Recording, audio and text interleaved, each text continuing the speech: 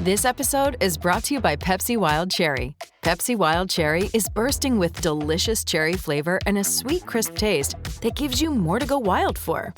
Getting wild may look different these days, but whether it's opting for a solo Friday binge watch or a big night out, everyone can indulge in their wild side with Pepsi Wild Cherry. Also available in Zero Sugar. So grab a Pepsi Wild Cherry and get wild. Lucky Land Casino, asking people, what's the weirdest place you've gotten lucky? Lucky? In line at the deli, I guess? Aha, in my dentist's office. More than once, actually. Do I have to say? Yes, you do. In the car before my kids' PTA meeting. Really? Yes. Excuse me, what's the weirdest place you've gotten lucky? I never win and tell. Well, there you have it. You can get lucky anywhere, playing at LuckyLandSlots.com. Play for free right now. Are you feeling lucky? No purchase necessary. Void where prohibited by law. 18 plus. Terms and conditions apply. See website for details. With Lucky Land Slots, you can get lucky just about anywhere. Dearly beloved, we are gathered here today to... Has anyone seen the bride and groom? Sorry, we're here. We were getting lucky in the limo and we lost track of time. No, Lucky Land Casino, with cash prizes that add up quicker than a guest registry. In that case, I pronounce you lucky. Play for free at LuckyLandSlots.com. Daily bonuses are waiting. No purchase necessary. Void where prohibited by law. 18 plus. Terms and conditions apply. See website for details.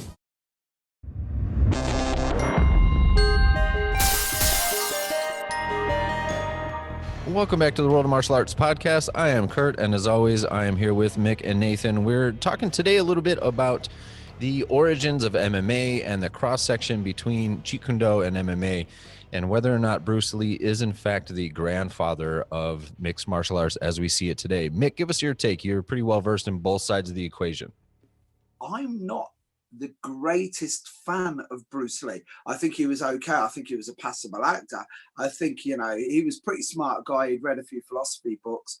I think he was smart because he was Dan Inosanto's mate. Was he the grandfather of MMA? I don't think so, to tell you the truth, for the simple reason that before I really even knew much about Bruce Lee, I'd seen the movies and stuff, but I hadn't read anything about his philosophy, hadn't read the Tao of Jeet Kune Do or anything.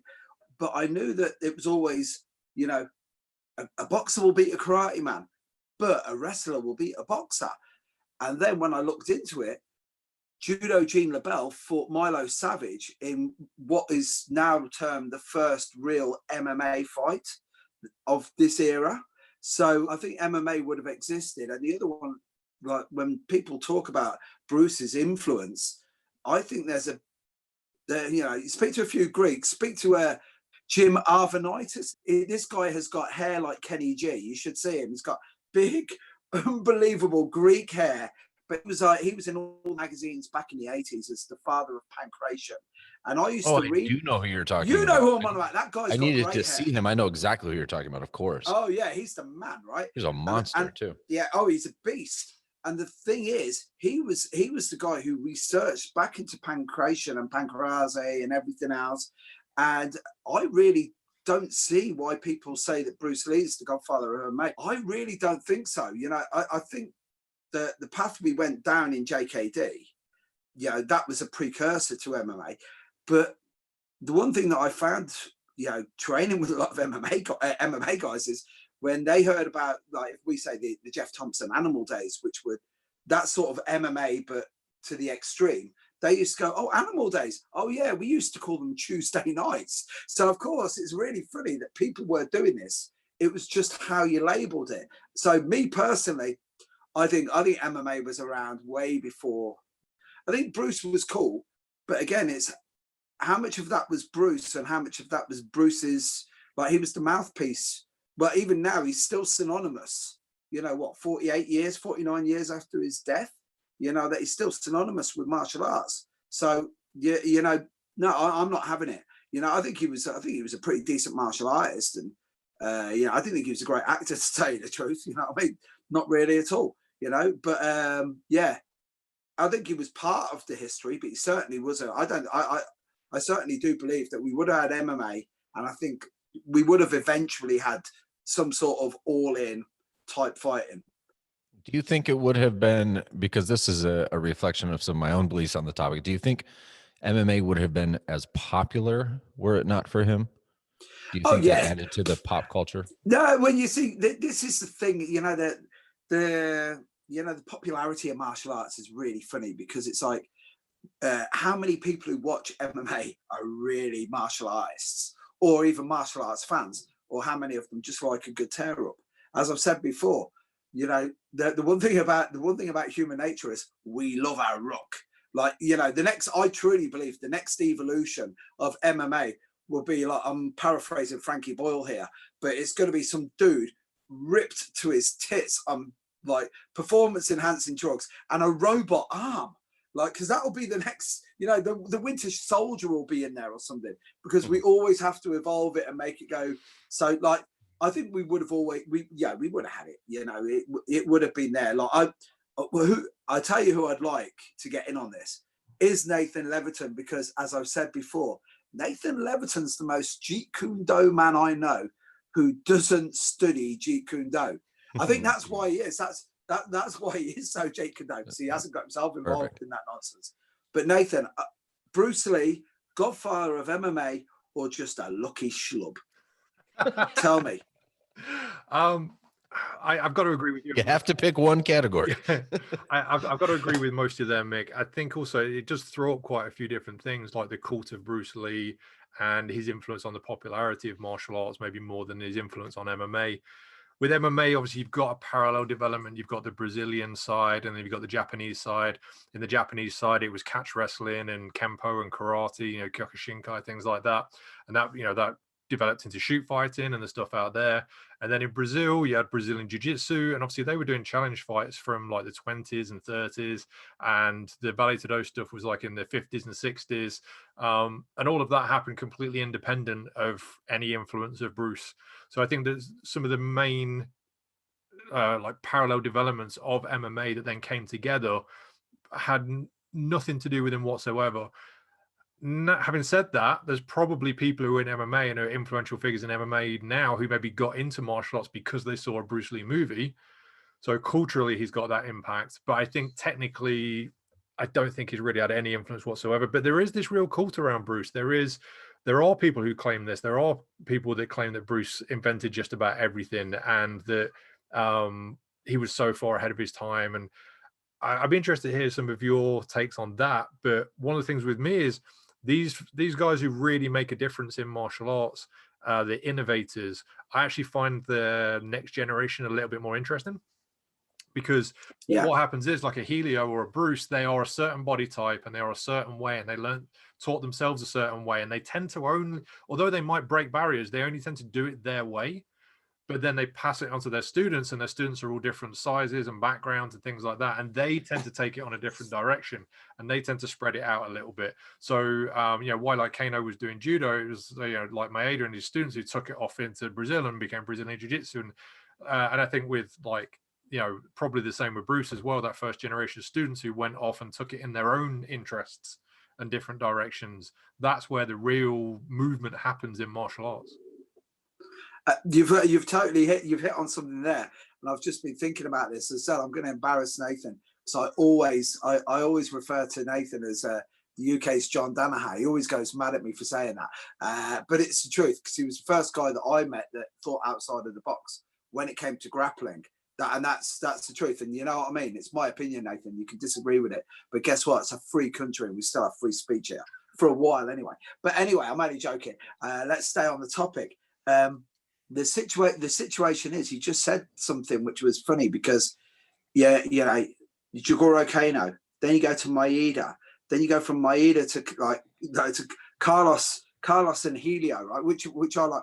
I really like that crack, because it's like, what? So one of them fought a shark or something, and then there's that flight. That's that great picture of the jumping armbar, and you're like, where's that come from? So you have that where, there's this evolution. And then like the greatest example I can give is if we look at the lineage and we go, right, Kano, Maeda, Carlos and Helio together, we'll call them together. Then we'll throw Renzo Gracie in there as well, because Renzo can come straight down off that line, right? And then you look at John Danaher. And then it's like, right, okay, so at what point? I was looking at Trevor Whitman at the weekend at the Usman fight, and it's that point where you just go, now that's an innovator. Now that's, if we want to talk about somebody who's put something into mixed martial arts, we can look at like, which I like, you know, it's going to slightly veer for a second, but I'll bring it back on. John Danaher famously never competed. Famously, so I love the paradox behind that. It's like, how can he be that good at jiu-jitsu and he's never won anything? And you're like, yeah, but he's never lost anything either. You think about it that way, mate. That's a pretty cool way of looking at it. And then you talk about Trevor Whitman, and it's like, I don't know anything about it. All I know is he's an amazing striking coach. What I do know is what the fight I saw at the weekend. You know, Burns came out, put the hammer on Usman. Usman was like, for a second, then they had all of that history together that they were, you know, that they were in the black city, you know, all of that political stuff. He moves off, comes in, and the last thing that Whitman says to him as he's coming off the stool is, remember, your jab has made you a world champion. Remember, your jab has made you a world champion. What happens?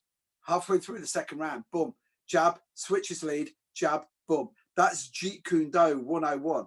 It was like, is it working off my good lead? No, right, okay, then I'll switch. And it was that whole thing where you look at it, you go, right, so if we want to talk about real influences in MMA, we can talk about Danaher and his grappling with George St. Pierre, that was a moment in time, I think, for George. That George went from one level to another. And then you look at Whitman with the striking, and we go, right, okay. Because when I see, especially when I hear Dana White saying, you know, he's the godfather or the grandfather of MMA or whatever. What I look at when I see that is a UFC t-shirt with Bruce Lee's image on it, and like Dana turning around and actually saying to Linda Lee, time to make some money here, because it literally works that it's a cross promotion thing. I don't think there's any value in it, and I really don't think there's any historical value behind it. You know, as if you want to look at people, we've got enough people in MMA without having to go, who made it? Because I don't think we're never going to find out who did it. I say this is one of the things with lineages and martial arts. You have all these different innovators, and they're often surrounded by contemporaries doing very similar things, and they're always building on the people before them. But you often find that people further down the line, the achievements that they have are then attributed back to the person before them, because there's certain people are only highlighted. So like Bruce might get highlighted, even though he might be doing very, very similar things to other people and building on what other people have taught him. And then someone further down the line might be doing even better work, but it gets like overshadowed by that highlight that's on Bruce. And it's like, oh no, but it's because of Bruce. And it's like, but it's only one point in a graph of all these different points that just happens to get highlighted, maybe because he was in the movies, maybe because he was charismatic, maybe because of, you know, self-promotion.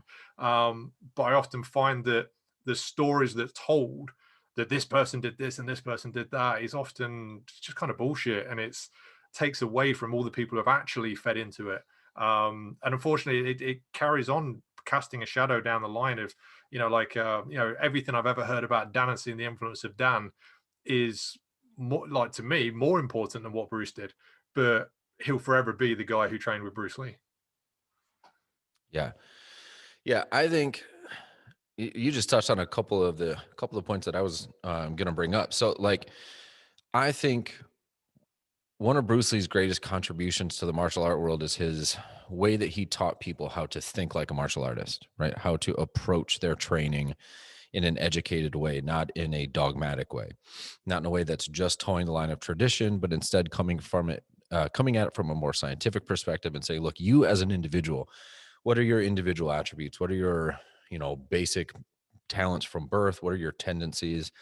I always like the idea of training people in a one-on-one setting in Jeet Kune Do. I always laugh, like the best way you figure out how to guide them as a Jeet Kune Do student is to sucker punch them. Just throw a shot. You don't even have to land, but just kind of show the hand and then watch how they move.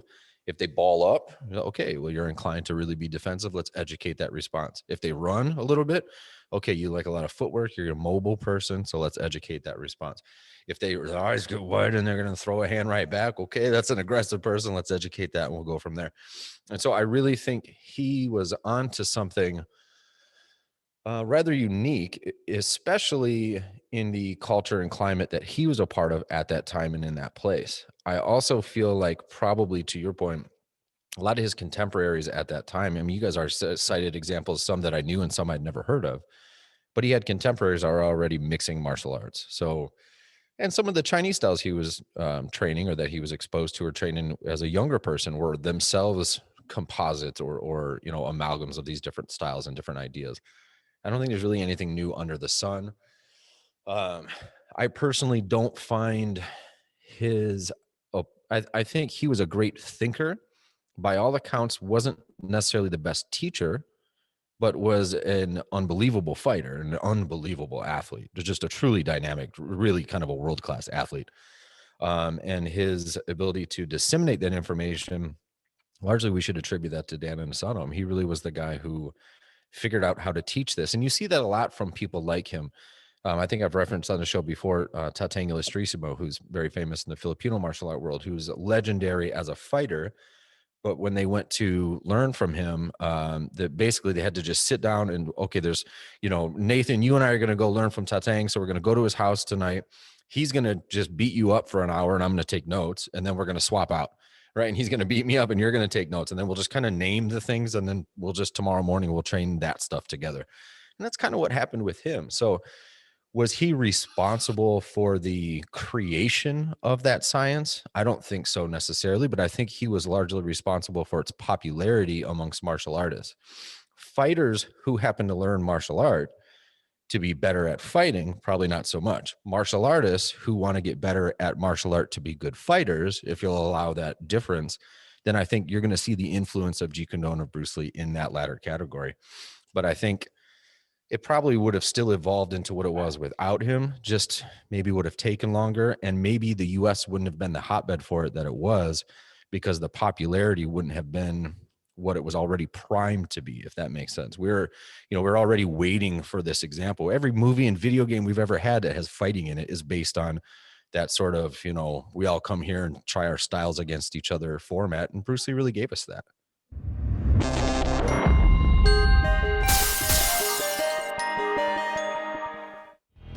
Here's an interesting distinction that maybe I'm curious to get both of your takes on. I don't think Jeet Kune Do as a prescription of how to do martial art really has anything to do with MMA. I think a lot of it is applicable.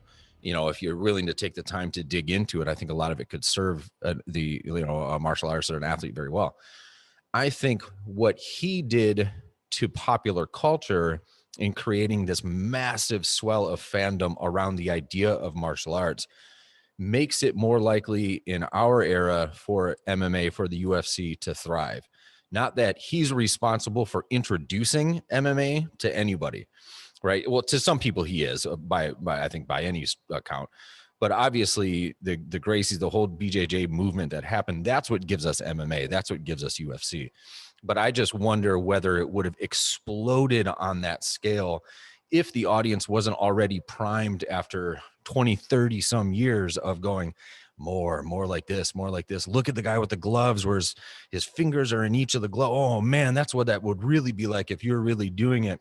And now there's people that want to see that in action, so that when UFC 1 happens, people are like, I know what I'm looking at, and I've been waiting for this forever. I'm going to take my shot too. That would be more my take, is that he's responsible in the helping set the stage for it, but maybe not for the actual artistry itself, where somebody like your skill set, Nathan, is going to lend itself better to the creation of MMA than mine would, Yeah, I having not been around when Bruce was at the height of his fame. Oh, I was.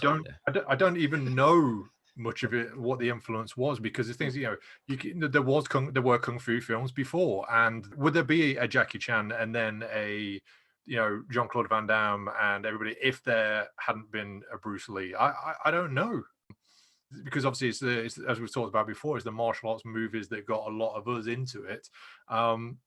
Maybe it would have gone a different direction without him, but Muhammad Ali was still a huge figure. Maybe without Bruce, it would have been more people doing wrestling and boxing, and we would have had it even sooner. And then people wouldn't have been doing kung fu, because I didn't see the people moving from kung fu into MMA and taking over MMA.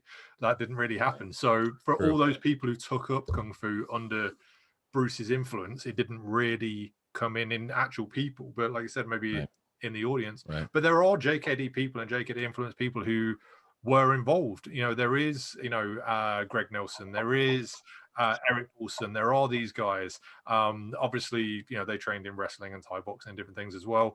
But although they are JKD guys, sure, they're both Inosanto guys, right? Yeah. Is Dan the godfather of MMA? Yeah, man. Now we're talking. But see, that's just it. Is I think he's the like the person shouting from the rooftops that this is how this works, right? So Bruce Lee is the spark. Dan Inosanto is the guy that kind of distributes this information to the people, and then lo and behold, some decades later, we get MMA, which is one of the things that Bruce Lee was talking about, in so many words in his book and in his his lessons during his lifetime. But I don't know that he as an individual is somehow independently responsible for all those things. That's quite a lot to ascribe to one person, especially considering that like some of his grappling background is going to be with Gene LeBell, who had an MMA fight. One of his favorite boxers is Muhammad Ali, who also had, albeit like an exhibition kind of thing, but he was throwing his hat into that ring, and you're going to see Bruce Lee looking at some of these guys and saying, well, they're willing to mix it up. That's what I'm into.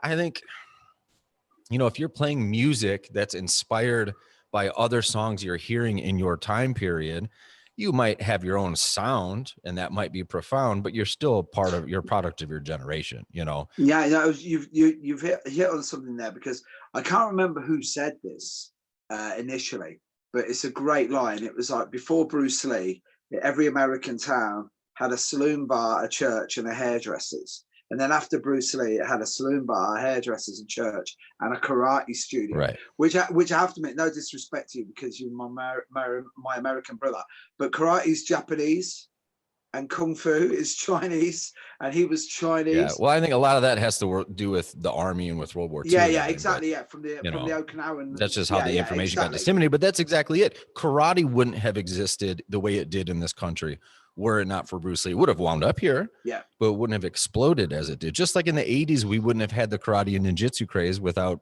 Daniel LaRusso. I mean, that's how popular culture, especially here, works. It just wouldn't have been the same here, in my opinion, without those cultural influences. And I think the idea of MMA being this embodiment of all of this, like this cross section between athleticism and artistry, wouldn't have resonated with people in the same way that wrestling would have been a bigger deal than MMA, were it not for the images that people saw on TV or in the movies. I look at Bruce Lee now, and this is going to be quite an unpopular thing to say, but I'm going to say it anyway. I look at Bruce Lee now, and he is literally he's an icon. What he did the greatest thing that you can do as an icon, which is he had the good grace to die early. So, it's like, you got Jim Morrison, he's cool because guess what? He didn't grow old and embarrass us, yeah? Because he died early, there's all this what ifs about him. Right. But if Jim Morrison had been selling leather pants for Gap at 55 years of age, he wouldn't have been as cool anymore, because he wouldn't have had the time to sell out. And that's why, really, I do believe, especially with Bruce, it's like, yeah, but he could have been this. And I'm like, yeah, he could have been, but we'll never know. People can project onto him and, make claims. And then also, obviously, there's been the selling of Bruce Lee for so long. I mean, magazines know, we've got, magazines over here that they put Bruce Lee on the front cover every single month, pretty much. It's... I'd like to just give an honourable mention to Will Henshaw there in World of Martial Arts magazine. You'll find it's the one with Bruce Lee on the front. But people selling Bruce for so long has made him that, created that legacy of him. And also, again, because he died young, that sharing of him is always in his prime. He's always, and a generation after generation can kind of read stuff into it and make claims about it, I think. Yeah, I think you're right. And it makes him malleable. So people will just kind of, even within the Jeet Kune Do community, there's still the same debate that was being had since, our teachers were talking about what is Jeet Kune Do. And there's still like 20-year-olds in 2021 that are having that same debate. Well, I think Bruce Lee meant this. No, he didn't, you idiot. He meant this. Like, this is like arguing our grandparents' debates with each other, Hatfields and McCoy kind of thing. It's just the fact that we haven't moved on from that is startling to me and kind of takes away from the idea of his legacy having created something bigger and better or more profound or more beautiful than what he started, if we're still debating, well, does trapping really work? I'm like, well, I don't think that's the whole point. You know what I mean? Like, we've missed a boatload here if that's the only thing we're focused on. And I think he had a heck of a lot more to say than that. And also, yes, it does. Look at all of jiu-jitsu and all of clinch and everything else, you know. That's why that kind of background, that kind of experience, that's why I started saying him being somebody that I think really educated people on how to think like a martial artist at that time. That's where you get an Erik Paulson or a Greg Nelson, who are so open-minded, so dynamic, so completely talented, and so, you know, obsessed with investing themselves. And I don't mean to speak for them, but the little bit that I do know of them, of having trained with them, and invest so much of themselves into all these different areas of the art, including things like Kali that maybe, you know, well, when is you ever going to use that in a cage or in a ring? Well, you're not, at least not overtly, but it's going to make you better at other stuff. And they enjoyed it, and it keeps your body moving and keeps you healthy. So I think some of these approaches to training we have as a direct result of him. And I think we still have a lot of binary arguments, a lot of, well, that would never work on the street or in the ring or in the cage, so it's nonsense, so it's blank. That kind of thinking that, you know, A equals A, B equals B, and that's it, and they'll never meet, and this is just exactly what it is so limiting that if that was the prevailing thought process indefinitely and had always been, I don't think we would have had MMA if people were constantly only debating those things. We know from the Jeet Kune Do community, we're still debating those things. So that means that there's got to be all these other influences that really push that envelope forward, like BJJ and everything else. And I just go back to the fact that I don't know that necessarily the fandom would have been the same, at least not in the beginning, or there'd be less martial art fans and just more fight fans, you know, like actually, Mick was saying. So the other way, in reverse, you guys have seen MMA come up. Have you seen what influence that's had on the JKD guys who were just doing JKD and teaching it and weren't involved in MMA? Like, has it had a cross-pollination that much? Or? I think so. And Mick, I'll start just because you're going to be the one to really speak on this. Because if, you know, one thing we're taught by, because I think Mick and I share really responsible teachers when it comes to these ideas. In this day and age, if you want to be a Jeet Kune Do person, you have to be doing grappling. You just have to be, because that's such a massive gap. It doesn't matter if Bruce Lee was a big grappling guy. It just doesn't matter. If your approach to it is about researching what's going to work for you, and you're like, I'm not really into the whole ground thing, so I'm just going to ignore it. Well, that's not, ignoring has never worked for anything, really. You know what I mean? So you do have to be influenced by those things. You can't go around thinking that Wing Chun trapping is going to work against a bouncer as well, but I meant to say boxer. And when you watch some of these fights and you go, yeah, when are you going to implement that strategy, at least in the way that it looks when you train it? You're not going to. It's not going to work there. That would be an inappropriate time for it to begin with. So I always feel fortunate that JKD has taught me how to analyze things. Even if it means what I'm analyzing is showing me what I'm doing wouldn't work. At least I know that. And I don't go around navel gazing all the time, proud of myself that everything I know is going to, you know, Jason Bourne anyone in the room whenever I need to, you know. No, the reality is going to be quite a bit different than that. Mick, you're a champion BJJ person who has a JKD background. You know, what's your cross section look like, and how did that influence take off for you? But it's funny because first of all, when we were talking about Jeet Kune Do and, you know, how it got wrapped up into mixed martial arts, I think it was the fact because we were just doing a mixture of martial arts, right? So that's why it sort of got lumped in and it started running away with it. But in the UK especially, it's really interesting to see because, you know, one of the guys we all follow in BJJ and in Jeet Kune Do is Rick Young, who was one of the first black belts in Brazilian Jiu-Jitsu. So he was the first guy and he was a great grappler. This is the thing, you know, he was training with Billy Cusack and all of the boys up at the Edinburgh Judo Club at the time. And like, he was with these legendary dudes, you know what I mean? He had Mark Preston was up there training with him, you know, and Rick's one of those guys who was always very, very open-minded. And he was like the vanguard. He was at the start of all of this. But then if we look at guys like, I'm going to just throw out a couple of names here, like Neil McLeod, one of the pioneers of mixed martial arts full instructor under Guro Dan Inosanto. Got to give him a shout out because he was raging because he became number 6. So there was 5 full instructors and he was waiting for somebody else to get it just so he could be 007. That's what, because he wanted to be 007 in the UK. He ended up being 006. But he had a trilogy of fights. I remember being there for his last fight against a guy called Paul McVeigh. Nathan will know who I'm on about. The trilogy of fights was better than anything I've ever seen in the UFC. At lightweight especially, those guys went at it. But he's a really, really good martial artist, really amazing teacher. But this is the interesting thing. One of his students is another mutual friend of myself and Nathan's, a guy called Kev Capel, who is a great Brazilian Jiu-Jitsu instructor in his own right. And that's the one thing that I've found, especially in the UK, is nearly everybody who's into Brazilian Jiu-Jitsu, they had some sort of very loose connection somehow with JKD, even if it's down to they went to a Rick Young seminar once and he taught 2 hours of grappling, and that's how they got into Brazilian Jiu-Jitsu. And that's what, to tell you nothing but the truth, I've said before, if I'm got to be careful the way I do this, right? So if Jorge and Gracie had have been well behaved enough to turn around and say to the Machado brothers, we don't need 10 cents in every dollar that you make, just teach Gracie Jiu-Jitsu, no one in the world would be doing Brazilian Jiu-Jitsu now. We would all be doing Gracie Jiu-Jitsu, and that would be it.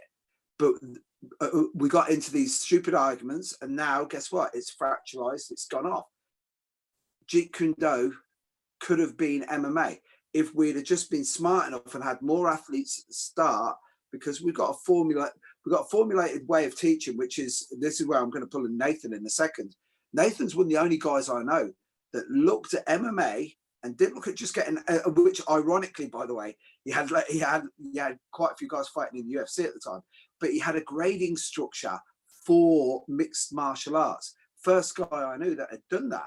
No, the leverage wrestling system. I did my own no-gi, yeah, but everyone's tried a no-gi system. No one seems to be able to make it stick. Yeah, but you see, the thing is, Nathan, you were the first person I know in the UK that even tried to bring it all together. And you were the first person I know that was teaching MMA in the way that you would teach, no disrespect, but you were teaching it almost in the same way that you would teach traditional martial arts, you know, we especially in like en masse classes, you know. And what we've got now, especially in the UK, is the effect that we've got in the UK on the grappling has come from 2 things. Either you were a judo guy or you were into mixed martial arts and you somehow got in, because Jude Samuel, Mark Wilder and Rick Young, and that they were the guys. And you know, this was the crazy thing. I remember I remember Chen. Do you remember when Chen was down in London first, Nathan? Yeah. And yeah, he couldn't give away classes. You know, I remember when Mauricio Gomez first came over, and guys in black belts turning up in their karate gis, getting the absolute shit kicked out of them, and they never went back. So that's the whole thing, especially in the UK. I think what we've got is Jeet Kune Do has had a massive influence on mixed martial arts, but more through Brazilian Jiu-Jitsu, certainly not through Muay Thai, because Muay Thai is a very insular little world anyway. Nathan, how many Muay Thai guys do you know that have switched over and got into MMA? I'm racking my brains here. There's a massive divide here with a lot of the Thai boxing being up north as well, and a lot of the jiu-jitsu starting down south, wasn't there? Yeah, definitely. I don't know that that's necessarily the case here, though, because a lot of, at least as we understand it, a lot of the Thai boxing in the States that when it first came here was, again, because of Dan Inosanto. And again, because of the culture that JKD created, and the culture that Guro Dan Inosanto created and shared with everybody. You know, I always think how you look at Rick Young as an example. And again, we've also mentioned Greg and Erik. These are people who learn how to be open-minded martial artists and how to seek out and research things so that they can be better at what they do. And then they become masters at that, amongst many other things in their field. You don't necessarily find, here's where I could get myself into trouble with the JKD people. I guess I don't really care, but the more latter stage JKD people that are really trying to reinvent themselves in Bruce Lee's image will perhaps only ever really be masters at trying to be Bruce Lee. Where Guro Dan Inosanto really preaches or whatever, this idea of being the best version of you, because that was the message he got from his teacher. And I think that's at the core of what MMA is about, is being the best version of who you are as an athlete and as a fighter, not who your coach is, but hopefully finding a good coach that brings the best out of you. And I think when we compare it to traditional martial art, that was very rare. And so most people were not exposed to those ideas before a Bruce Lee or a Dan Inosanto, at least here in the States. And I'm curious then for you guys, as a wrap up on my end, do you see, or, I guess it depends on our ages and everything, but was the take in the UK that JKD was an American phenomenon, a Chinese phenomenon, a Hollywood phenomenon, a global martial art phenomenon? What was the read from your side on that when it was really kicking off? Well, I mean, I've never been a part of the JKD community. When I first started seeing it, it just seemed as people, to me, it was people who were just Bruce Lee fans, and they were doing it because they wanted to be like Bruce Lee. But the more people I've met, sure. I mean, you've just been, listing people like Rick and Erik and all these people under Dan. You know what? Maybe they're great not because of JKD, but because of Dan. And that's more and more what I seem to get from speaking to people in the JKD world. Is not so much the JKD, it's some of the people in it. And the biggest influence seems to be Dan, and that's why the people under him are good, and that's why they had an influence on MMA. Well, yeah, 100% agree with you. And this is the thing, right? In my very limited knowledge of Bruce Lee and what I've read about him, I don't think he was the sort of person that would like anyone else being in the room better than him. Where paradoxically, and I'm being polite when I say that, right? But Guro Dan's the complete opposite. Like, first of all, you got to remember, he's a scholar. He's an awesome teacher. He's an awesome human being. But think about this for a second, right? You just mentioned Thai boxing came to America, which it did, through Dan Inosanto, which it did. It's a fact. I'm sorry. I can rewrite history whatever way you want. But can you imagine that? And I mean this with the greatest respect. Imagine bringing over a badass like Ajahn Chai at his age as a young man, coming in, and you've done martial arts for years, and then it's like you've just been training with Bruce Lee. He's passed away, 3 years later? Ajahn Chai comes over, boom, boom, boom, boom, boom. Like, that guy battered me when I was on the pads once, and I was like, how? And he just didn't do that. He didn't just do that with Chai. Like, he did that with the Machados. He championed those guys as well. Like, and this is the whole thing. This is how cool Guro Dan is. He'll get people in who are really cool, who are better than you, but they will actually make you look like a better teacher, a better person, because they're like, wow, if he's just so self-aware and so assured of his own place in society that we can go and train with these guys, then maybe one day I can be one of those guys. And I know this sounds cliched, but I remember years ago looking and saying to Terry Barnett and Rick Young, man, I can't believe you got, and then I turn up to start teaching seminars, and people are looking at me, and I'm not saying I'm in the same level as these guys, but they're looking at me like that, and I'm thinking there was absolutely no way I wouldn't have got that. And it isn't because I'm wearing the Inosanto t-shirt either. It's because, guess what? It's like there is no spoon in the matrix. There's that point. It's that point where you get turned around and you go, right, okay, guess what? I can actually get there. And that's what he's done. So, if you want to talk about who the godfather of MMA is, yeah, if we're going to give it to anyone, let's give it to Dan Inosanto, because guess what? He brought Thai boxing to America. He opened up the doors. Well, didn't he bring shoot wrestling with? Didn't he bring Nakamura over as well? He brought Sensei Yori. 100%. Well, there we are. We're in agreement. Sorry, Bruce. And that's where Erik Paulson really got his, his entree into that, is at least as far as I understand it. And man, when you look at the old, fights and exhibitions and stuff they used to have in shoot wrestling in LA at the time, or at the at the academy, where you'd have all these big name people, half of them are Hollywood stars now, and you know what I mean? Like, wow, to be in those rooms at that time period. And unless we forget, JKD is conceptualized as being a street level thing, right? So for self-defense or fighting, meaning like, because I always think it's important to make these distinctions, like fighting in a parking lot is going to be different, like your approach, your priorities, your mental state, your inebriation, something like that might be different than fighting in a ring, which is different than fighting in your living room at 4 a.m. because somebody's kicked in your door and they're coming after you. You know what I mean? Doesn't mean that, well, look, JKD is for the streets. This is for real, and everything else is, I'm not towing that line at all. But the priorities when it's being created and when it's being perpetuated over generations are going to be different. I see now what we've gotten from Guro Dan Inosanto is a mixing of and an opening of minds and a mixing of martial arts from across the board, from traditional martial art to modern, contemporary, non-traditional martial art, and everything in between. Because that man will try and celebrate the good parts he finds in everything, which is extremely rare. Where you're not going to perhaps get as much of that inclusion of traditional martial art in an MMA format, because look, so you're saying trapping might work, but it's going to take me 20 years to get good at it. That's great. I don't have that kind of time. That's not what I'm going to be focusing on right now. Fair enough. And you probably shouldn't be. So I think the priorities have sort of dictated how the thing evolves. Nathan, do you have any last take on that? Does that ring true for you at all? Or am I just kind of talking out of both sides? I thought you were winding it up there with a sentence, and when you carried on, I got completely lost. Sorry. I got mesmerized, man. No, that's okay. Yeah, 100%, Kurt. Exactly what you said.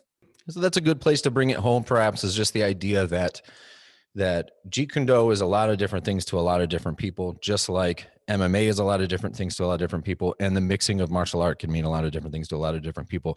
Undeniably, Bruce Lee was a huge factor in the evolution of martial art in the Western world, the Eastern world, everything in between. So many people that we speak to, even in interviews here on this show, cite Bruce Lee as the reason that they started, including plenty of MMA fighters who perhaps wouldn't have started their craft were it not for him. So did he influence the evolution? I think we can all agree that he at least influenced it. Yes.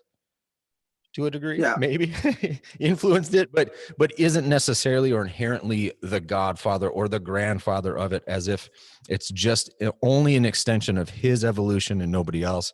I think that might be minimizing it. And it seems like for the most part, we all agree on something.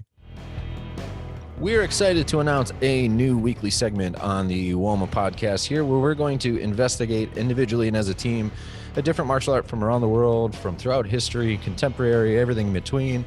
Always open to your suggestions for topics that we should look into as listeners. But we are going to start this off just because I want to see what you guys come up with. We're talking about capoeira next week to start off. We're going to go right into the deep end of the water and talk about capoeira and where it comes from, whatever you find interesting about it, whatever you think is maybe not interesting or wouldn't be a good idea to train, whatever you discover about its origins or where you think it's going. That's a segment we're going to work on next week. If you have any input as a listener, let us know and we'll try to include it in the show. I'd just like to say, Nathan, I feel sorry for you, because as an ex-champion junior Irish dancer and break dancer in Coventry, I am going to have more than an unfair advantage here, my friends. So bring your A game for next week. And Kurt, thank you very much. That was a good one. Have you got any views on how you're going to approach this, Nathan Leverton? I have no idea what's going on, but yeah, I'll look up capoeira.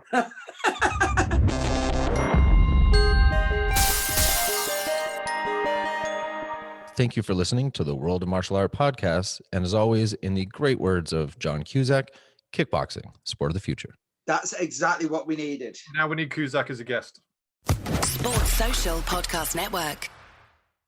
Lucky Land Casino, asking people, what's the weirdest place you've gotten lucky? Lucky? In line at the deli, I guess? Aha, in my dentist's office.